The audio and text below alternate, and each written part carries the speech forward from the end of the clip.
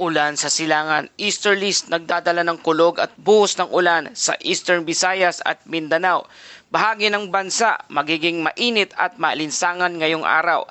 Magandang araw Pilipinas, ito ang Pilipinas Weather ngayon. Narito nating update sa panahon.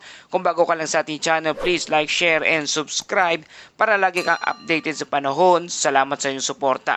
Mga kababayan, ngayong araw ng Miyerkules, February 25 na po tayo. At narito na ang lagay ng panahon sa araw na ito. Patuloy na umiiral ang easterlies o mainit na hanging nagmumula sa karagatang Pasipiko na siyang nakakaapekto sa buong bansa.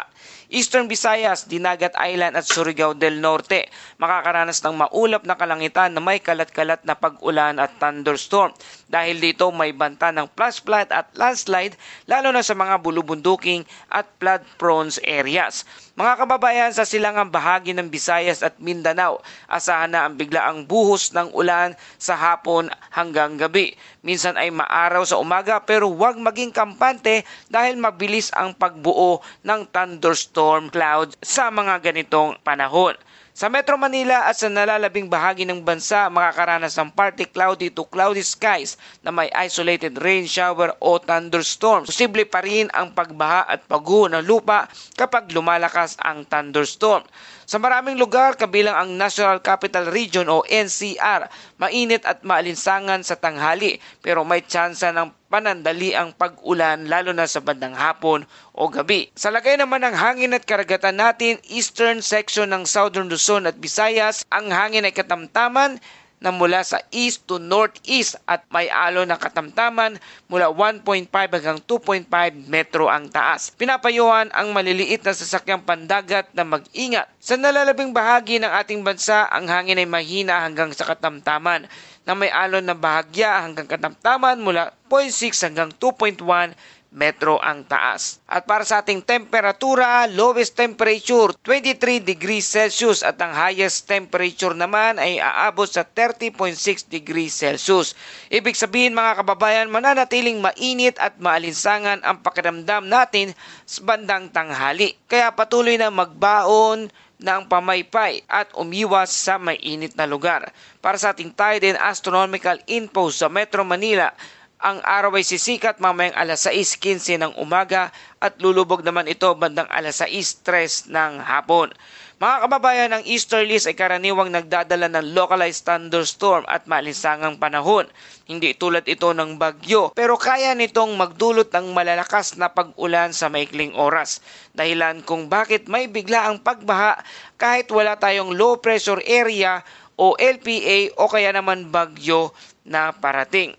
Kaya mga kababayan, sa mga nagdaang taon, maraming pagkakataon na ang easterlies ay nagdudulot ng localized flooding sa Eastern Visayas at Caraga.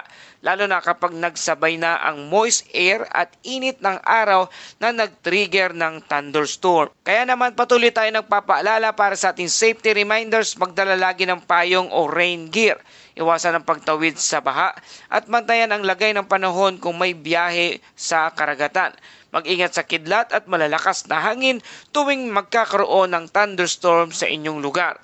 At para sa buod ng ating balita, easterlies na nakakaapekto sa buong bansa at Eastern Visayas naman at Caraga makakaranas ng kalat-kalat na pag-ulan dulot ito ng thunderstorm. Karamihan sa ating bansa ay mayroong isolated rain shower pero mainit pa rin ang panahon at pakiramdam natin maalinsangan. Katamtamang alon sa silangang bahagi ng Luzon at Visayas. Kaya patuloy tayong nagpapaalala, walang bagyo ngunit mayroong localized flooding risk naman sa ilang lugar. At dako na tayo sa ating Bible verse of the day mula sa Isaiah 41 verse 10. Huwag kang matakot sapagkat ako'y sumasayo. Huwag kang mangamba sapagkat ako ang iyong Diyos. Palalakasin kita at tutulungan. Aalalayan kita ng aking matuwid na kamay. Mga kababayan, sa gitna ng pabago-bagong panahon at mga hamon ng buhay, natural lang na makakaramdam tayo ng takot o pangamba. Ngunit ipinapaalala ng talatang ito na ang presensya ng Diyos ang ating lakas at seguridad.